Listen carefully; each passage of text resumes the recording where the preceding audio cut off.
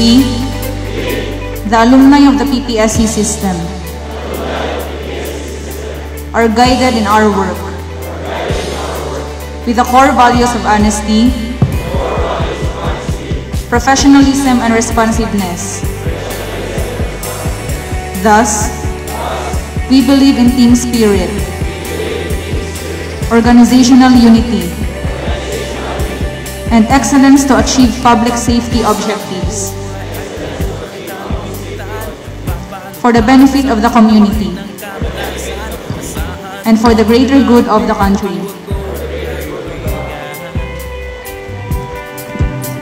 Lahat ng bagay tumatakbo sa isipan, problema kaya ay aking makakayanan. Isipin mong lagi kang may matatagpuan.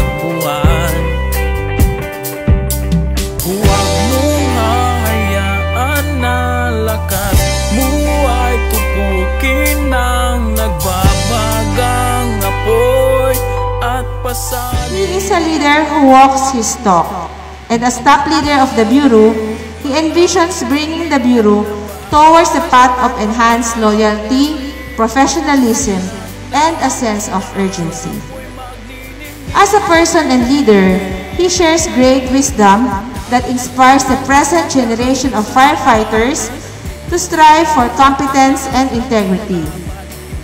His unselfishness in imparting his knowledge and experiences inspires every uniformed personnel in the service. And that is why today, I am greatly honored to present to you the guest of honor speaker, the Chief of the Bureau of Fire Protection, Fire Director Louis Soralta Poracan, Sir.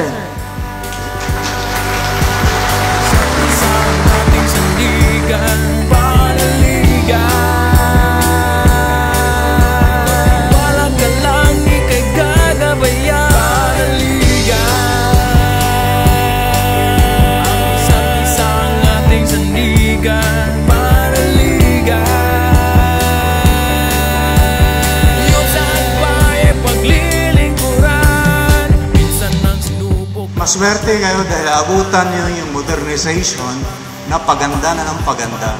The modernization program will start next year, 2023, and it will end on 2033. Alam niyo ba na yung recruitment natin na nag-take out last July 1, 2000? At alam niyo ba na yung aplikante umabot ng 113,000 applicants? And we only accepted 2,000.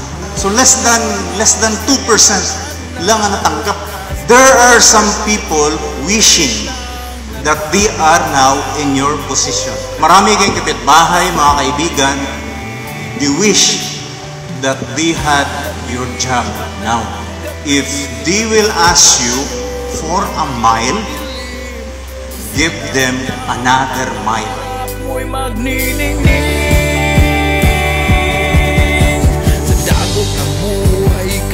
Sasamahan, nandito ako at handa kang ipaglaban. Magtiwala ka lang at tawag mo'y patikinggan. And how this one translates to us? Ano ang relevance nito sa atin? First, guys, it's the respect for authority. Do not complain. The first rule, when you're wearing that uniform, is never ever complain. Follow orders. Here, we have only 3 rules. If you can lead, you lead. Even your FO1s, you can still lead. That's rule number 1. If you can lead, you lead. The rule number 2, if you cannot lead, you follow. What's the third rule? If you cannot lead and you cannot follow, you get out. Whenever your hands is given the chance to do something, always give your best shot.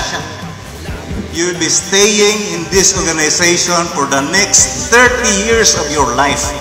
And if you will start with the wrong foot, erase na kayo.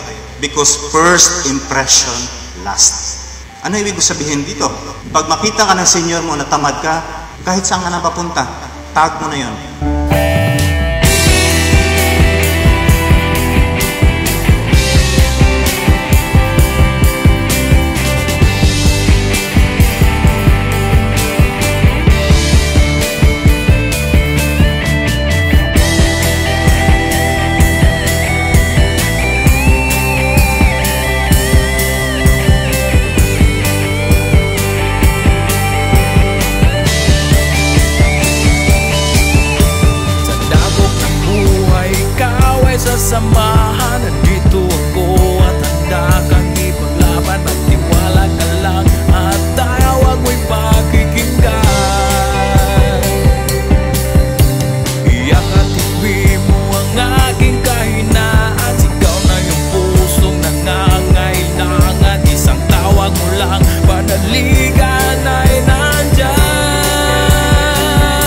That's why in everything that you do, you give your best shot.